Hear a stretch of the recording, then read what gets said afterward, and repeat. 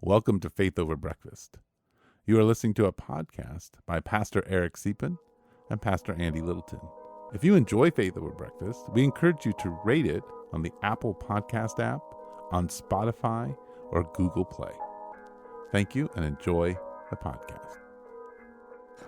Welcome to Faith Over Breakfast. My name is Eric Deepen, and I am pastor of the Village Church in Tucson, Arizona. And across from me is Andy Littleton of Mission Church. of Mission Church. Yep. And yeah, we just this was one of those times where we were actually having the organic conversation and decided, time to turn on the mics. We found something to talk about. We were talking about a lot of other things, and so this we're talking a little bit about what we want the people in our church to be thinking about, tuned into, gets into things like tenderness. Yes, I almost got teary on that conversation, so I could feel the tears coming to my eyes. Yeah, I think it's good. That might get some follow up someday. There's a lot there. Yeah, but definitely. Tenderness to grace. So enjoy. And stay till the end if you can, because we talk about some of the upcoming topics, and we'd love your questions on those topics. Right, might be your next book, by the way. Tenderness to Grace by Andy Littleton. Oh, or by Eric Deepen. No, I'm not writing a book. All right, enjoy. Bye.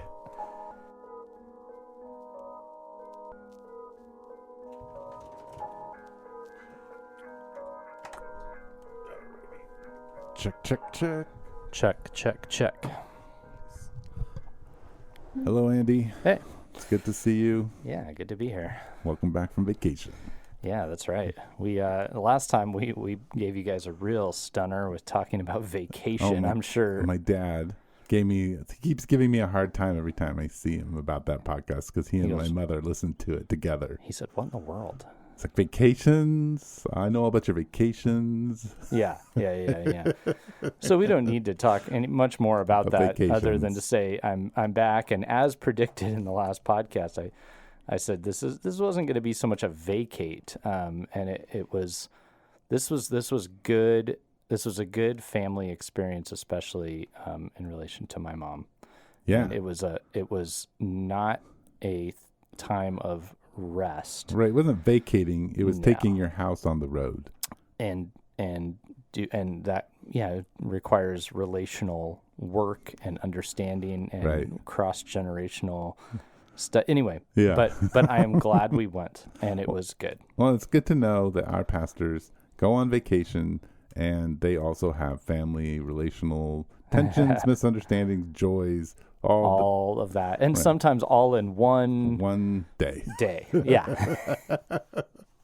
That's correct. That's right. Oh. So here's the truth of what's been going on is we myself having been out of town, we just kind of sat here and caught up. Yeah. We talked about some stuff that's been going on in your life, church, my life, church, and we were talking about some potential topics that have been thrown at us. But one little theme that we are going to just zero in on is what we think our people need to be thinking about, considering, talking about in our culture in order to understand this time and this moment.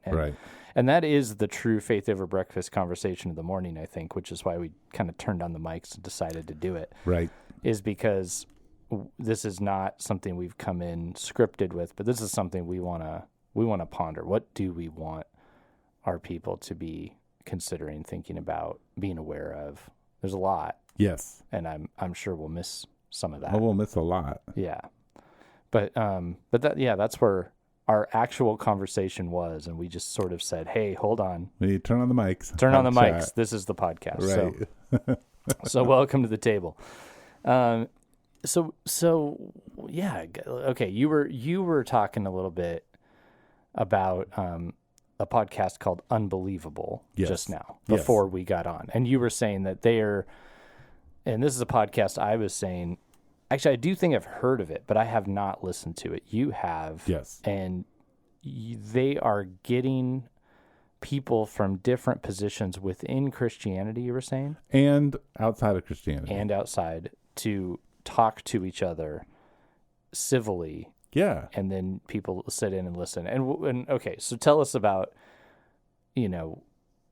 why is that important, do you think? And what are you picking up from that? Why do we even need this podcast? Well, I think there's two things that I thought are fascinating about this podcast, and I think it's why it's a very important one for Christians, is that one, there's a ton of information out there in the world about everything. So much. And we argue about it all the time. Yeah. And it's really good for us to see people who come from different positions or different understandings of many different things to talk civilly and to share information and to affirm, like, yes, I agree with you in this space. I don't agree with you here, and here's why. And then they have a conversation about it.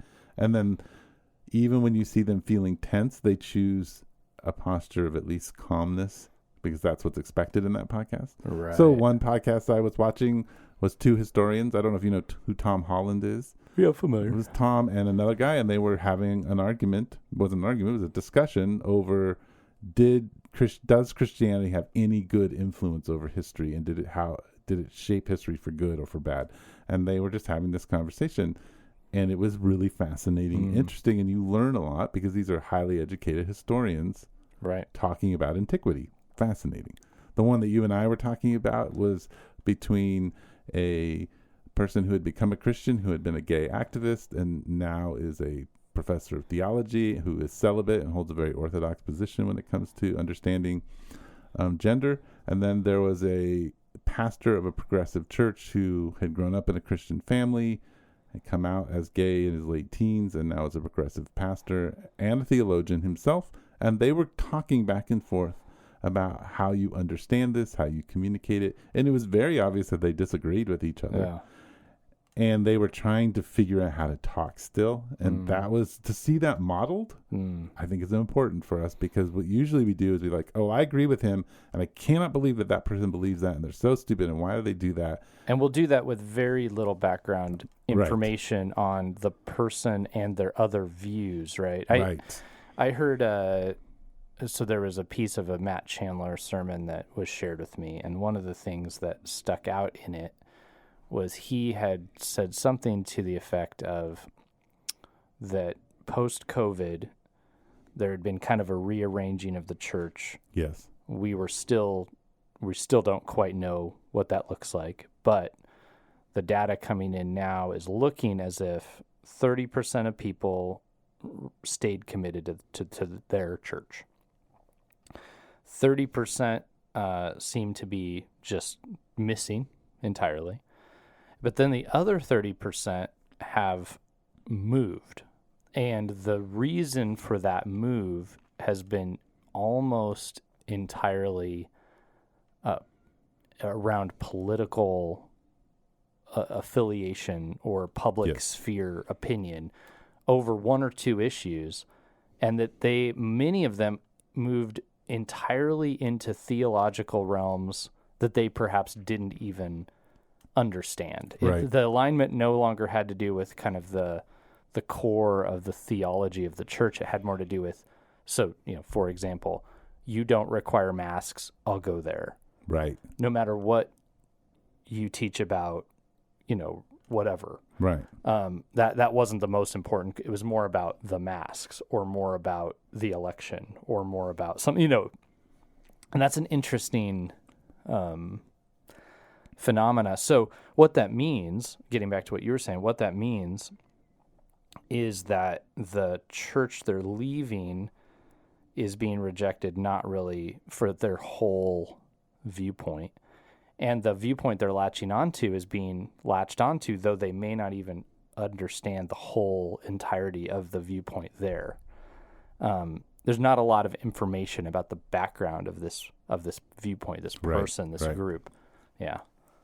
And so people are leaping to new conclusions without really listening, and there's not a lot of dialogue between the actual disagreeing parties. So a podcast that does that. Right. I think it models it, especially, and the nice thing is not a podcast. I mean, it is a podcast on Apple, whatever, iTunes or whatever, but it's YouTube too. And so you can actually watch people, how they respond, so how their physical body responds, and like what you're seeing and how they treat each other is more obvious than when you hear it. And so I think that's really, really helpful because we have lost the ability to have civil dialogue. Yeah. And that's important, I think, to regain, because I actually think the gospel requires a civil dialogue because it requires an honor of other people. Now that does, I mean, civil dialogue only happens when two people are being civil. Yeah. I'm not talking about we need to be civil when people are bringing around hate speech and trying to incite riots, and we're going to civilly listen to them and understand that this is an important thing to think about, riots happening and violence happening, and we need to make it happen. Like, we're not talking about that. I'm just talking about we can sit with people who disagree with us and have a civil conversation and learn from them and understand what we believe and be okay with it, and not expect that everyone else has to believe it. Yeah, Right. And it's not that you then have to say, well, I'm going to go be in that particular political party or with that particular person in that person's church, but I can honor who they are and understand what brings them to the conclusions. Yes. I mean, this is something I've thought about in my own life. I want to help for myself and for others frame, this person comes to this conclusion because of these factors. I don't want to just say like, oh my goodness, they believe that? That's crazy. I want to be able to say, well, yeah, they're coming from this position, so therefore they say this. I don't come from that position, so therefore I say something different.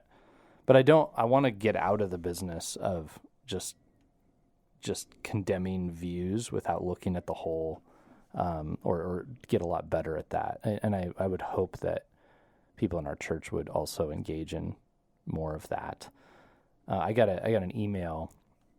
It's one I'm subscribed to, and it had to do with elite Christians in the media kind of dividing between each other and pointing the finger. And it was an interesting. This is David French, who's been known as a conservative commentator, though now people don't know what to do with him because he wasn't as in the right wing camp as many or whatever. So he's still technically conservative. But he was talking about how some people were being thrown under the bus. Some Christians, public Christians, were being thrown under the bus for being elites who were just trying to, get in with the culture. But then the people who were writing these things had their platforms because they are elites who were aligning with the other side of the culture. And he was basically just saying this whole argument is just between quote unquote elites, and we're just publicly talking down about each other. Now, how much more helpful would it be if you heard those two people in real dialogue who could kind of go, yeah, okay, I'm with you there. This is where I diverge, and seeing them speak instead of just reading their counter positions in whatever publications they get into. Yeah. And I think just to swing this into the scriptures, our church is in 1 Timothy, and it's interesting that when Paul introduces when he's talking to Timothy, he says that he wants Timothy to deal with the people who are teaching false doctrine and getting wrapped up in genealogies. Mm-hmm. Right. And he said, the reason I give this command is for love, because it comes from a pure heart, a good conscience, and a sincere faith. And when you wander from those three things, then you wander into things that are meaningless. You get into arguments. Yeah. And then he, in chapter 2, in the beginning, talks about how we need to be in a space, we want to be in a space of peaceable, quiet, godly holiness. Yeah. That's the core of our conversation with those who disagree with us or we have some kind of issue with us. We want to come from a pure heart and a good conscience and a sincere faith. We want to be anchored in Jesus. Yeah. And I think, one of the things I was thinking while I was preaching this, I didn't talk about, I thought, Paul talks about how Jesus is one mediator between God and man. It's Jesus. And a lot of times I think we want to be the mediator between God and man. And so we want to take the throne and say, well, you know what, Andy, you're wrong. Yeah. And God thinks you're wrong too. Yeah. And here's the evidence. And here's the judgment. Yeah. And I think we usurp a lot of times the position of Jesus. Yeah, John taught at Mission Sunday, and we had just gotten home. It's good to be there. And he was talking about, we're in Galatians, and how the things we ought not to do, things like gossip and slander, right? Right. And that factors into this as well. And that's you're coming out of the whole scope of Galatians that it's actually been defending the gospel against false views. And so that's really important, but it's been just asserting that, grace alone is really the path to God, not X, Y, or Z. And then it's coming back in and saying, so since we have been saved by such grace, here's how we should live in light of that, in light of the gospel, in light of what we've received. And so essentially we should be giving others what we have received, that type of grace. And to do that, you don't gossip, slander, tear people down. And I think that's very much at stake.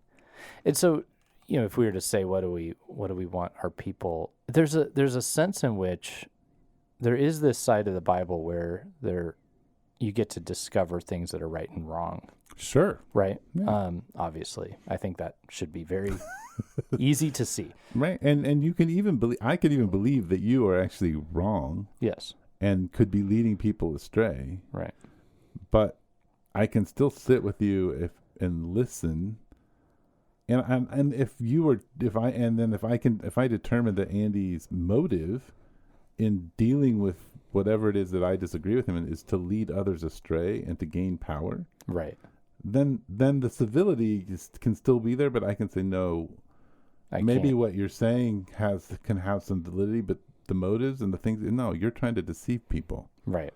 Which is Paul in Galatians, right? These people who's bewitched you. Yeah, these people have come in, and he works out in that book their motivations, that it isn't about the gospel, right? Actually, and so, so there's room for that. There's room for that discussion, and it's at a certain point there's probably room to say no. Yeah, but that would be after discernment, after time. But then on the flip side, let's imagine in Galatia that Paul had kind of confronted the circumcision party and they had been a little receptive. I think it'd be a very different book, right? And so I think we have to understand that because of his belief in grace, there's a lot of room for people who are not yet perfected, actually, because that's the only type of person who can be in the church. Right. The only type of person that exists. There's a lot of room for the person whose heart is tender to grace. Yeah. And I think our culture, of course, is not tuned into that. Right? I really like that word, and maybe we could just talk about it for a little bit, because it's not a word that way as a man I identify with, tenderness. Yeah. Right. I mean, it's not and I actually think women, though, there is God-given nurturing built into them in their design because of them having babies and all of biology and it's built there. But even women, it's not something that we as human beings move towards, is a tenderness. Yeah. And towards grace, right? And that's the stance that we're called to, is the way I treat my wife, the way I treat you, the way I see God treating me through Jesus, is this tender grace, a tenderness. I don't know if we know what tenderness is. I mean, if someone said, "What's a biblical tenderness?" What would you say to them? Yeah, I mean, when I was using it in regard to grace, it would be receptivity. Would be a word I would think of, that you were not, that there was a lack of callous. Yeah. That when words of grace and actions of grace were shared, that it was able to actually infiltrate into your heart, and you could feel it and be able to respond to it, versus kind of having it just bounce off. Yeah. Those are things. I think that's really good. Like a receptivity, and the word that I put after that is a vulnerability. A humility. And I think those things are opposite of anger, right? It's really like an open hand to the gospel versus a closed fist, an open hand to you instead of a closed fist. Like it's the way I'm going to listen, receive, process. And I think when you think about tenderness in a marriage relationship, tenderness can be your body language. Tenderness can be a soft touch on, and that also is present in a tenderness to the gospel. Like there's something. I think there's a parallel there. Yeah. There's a reason that we use the same word. Yeah. And I think it's important. I think if you had a church where people walked away and said, I don't really agree with everything they say there, but those people are tender, gentle, kind, and really love grace, then you're doing the gospel, right? I mean, you can disagree, but if you can say those things. Yeah. Yeah. And where grace is offered, because I think that, So those who have received grace, and that's what I see in Galatians, those who have received grace will then offer it. Right. And so you would be looking for communities in which grace is offered, and not just in word, not just where you're defending grace or whatever, but I mean, not that you wouldn't defend it, but I'm just saying it's one thing to get up and say, we need grace. This is, but where there's actually an offer of really though, like, so when you stumble and falter and fall, we will, as Christ, persevere with you. Even, Christ was rejected, and, some of the very people that crucified him, he showed tenderness to, from the cross. Right. And so I think that you'd want to see in the Christian community that even if somebody was furious at you, that you wouldn't just want them to die and go away, that community would offer something, that there'd be tenderness still, that there would be that kind of Christ-like approach. And I tend to think that that's what our watching world, when I think of what the city on a hill would be characterized by, that people would say, what is that? I'm drawn to that. I need that. It would be things like that. Not that people that didn't have troubles, you'd have all the same troubles, but your response to them would be different. You would be a very forgiving people quick to reconcile. You'd be people of grace, that when you would teach it, you would hear it, you would offer it, you'd be broken by it in good ways, right? Right. Yeah. That's beautiful. And so, when I think about what I would like us all to kind of read our culture and our church through those lenses. Yeah. And ask those, what does this mean? How do, what would it look like if grace were to invade this space? Right. Yeah. How do we foster that? That's, well, I mean, I think, so there's this woman theologian who talks about honor a lot, and she says that the main currency in Christianity is honor. Huh. And so when someone serves us as a leader, they honor us, right? When we submit to them, we honor them. And honor isn't, in the kingdom of God, is a currency that has no limit. Yeah. And so I think it's a big deal, because honor has a lot to do with respecting the dignity that you have and the other person has, and giving that to them, and really pointing to the image bearing. Yeah. And pointing them to God, and like in an appreciation for that. Yeah. That creation that you are under Christ and through God. And so, yeah, I think honor's a big deal. I think, what does it mean to honor someone and to care for them? And I think, so I think asking that question, I think a lot of times we just don't ask the question. Yeah. I mean, and begin to think about it. I think what I want is for you to validate me. Yeah. That's my longing. Yeah. In our relationship. Just wanted you to know, Andy. Yeah. I know. And yeah, I know you feel the pull all the time. I'm like, come on, validate me. But it's true. We all want. Yeah. Am I okay? Because I'm saying to you, Andy, am I okay? Do you like me? Do I'm in the right place? Am I doing Yeah. And I think we're all asking those questions, and it's really hard to then say, no, I find this in Christ and I can honor you. And if we're honoring one another, that those questions get answered. But you can only, it's like what Rod always says in a simple way. You want friends and you don't have any friends, be a friend to somebody who doesn't have a friend. It's kind of that idea. You want something, go give it to someone. Yeah. Oh man. That's a real simple, axiom, but that's quite true. But it's powerful. Yeah. You want love, go love someone who isn't lovable or seems lonely. Mm-hmm. Yeah, I've heard that. I'm sure Rod's used that in relation to the church, but and actually, John spoke about this a little bit the last week. So you think the church hurts people. You've been a part of churches that have hurt people or haven't, paid enough attention to people. So what can you do about that? Be a part of a church and love people, right? And move toward people, right? Otherwise, you're just bowing out of the issue. You're not solving it. You're not helping. Go be the person you wish somebody'd been to you. Yeah. And people kind of mock those axioms, but they're true. Yeah. They're very true. Be the change that you want. Right. Right. Your church to be. Go do it. Model it for everyone. Lead it. Help us go there. Right. Yeah. That's a big deal. Yeah. Mm-hmm.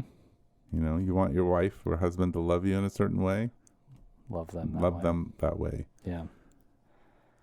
And those are easy things. I think part of all of this that I think, we have become followers of ideology as Christians. Yeah. And followers of simple statements. Like, the wages of sin is death. Gift of God is eternal life. All right, so we're going to live out that, which is a truth. Yeah. But the reality is that is a truth.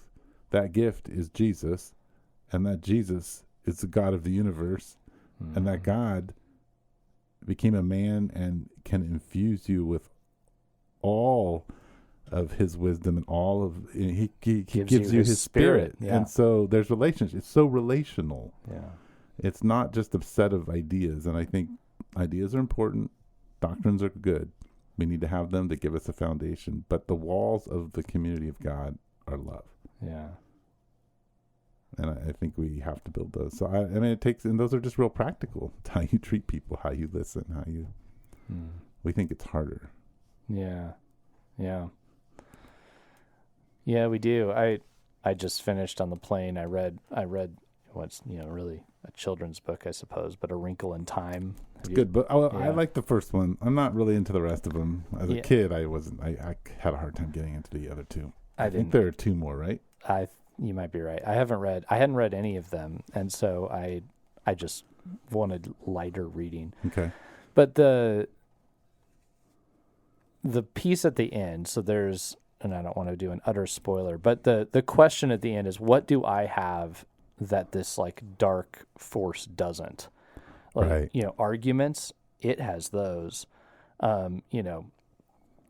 Persuasion, facts. I don't remember all the things, but it none of that was working, and because the dark force has all those tools. Yeah, definitely. But love was what the dark force didn't have, and right.